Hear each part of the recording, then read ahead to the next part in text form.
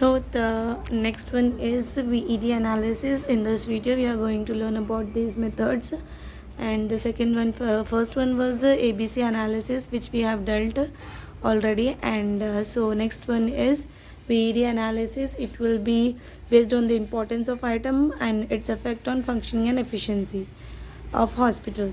So first one is vital drugs, VED. V will stand for vital drugs, E for essential, and D for desirable drugs. So firstly, vital drugs. These drugs means the drugs which come under vital drug category. These will be categorized as vital, and in their absence cannot be tolerated even for a single day. Next is the essential drugs. In this, without these drugs, the functioning of the hospital will be getting affected, but it won't get that much affected, and the means it will the quality of service will be getting affected to somewhat extent, but not to a very serious extent. And the desirable drugs, in this, the drugs which are categorized under this category, their absence will not affect the functioning of the hospital, and they can be managed at any level. Next is the EOQ. EOQ is nothing but the economic order quantity. So in this, the quantity of materials will be ordered at one time, which minimizes the cost. It means that when we order in bulk, the cost will get reduced. So economic order quantity is nothing but the same thing. If you order in bulk, the cost will get somewhat reduced or somewhat minimized. So the total cost will be including the acquisition cost, the ordering cost, and the carrying cost.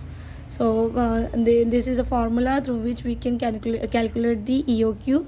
EOQ is equals to 2A into O by C, where A will be the annual or periodical requirement, O will be the ordering cost, and C will be the carrying cost per unit.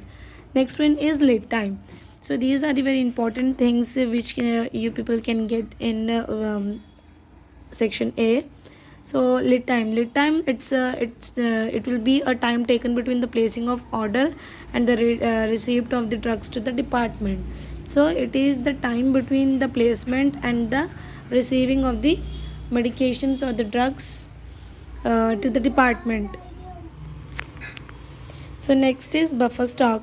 So buffer stock is this buffer stock will be used in emergency cases where the hospital doesn't give whatever the patient is requiring. So it means that the demand of the hospital doesn't get fulfilled. So that time this buffer stock will be used. So in other words, you can say that the minimum quantity of particular item which will be kept in the store at all the time.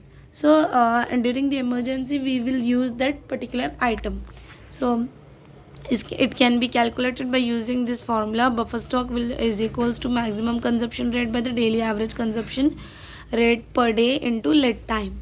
So this was the buffer stock, and these are the factors which we will be taking into considering while buffer stock, while taking the buffer stock, or by calculating the buffer stock. The lead time, the nature of the item and the rate of consumption, the availability of the substitutes, the reorder level, the stock count cost. These are the factors which we will be considering. So this was about the finance management of a hospital.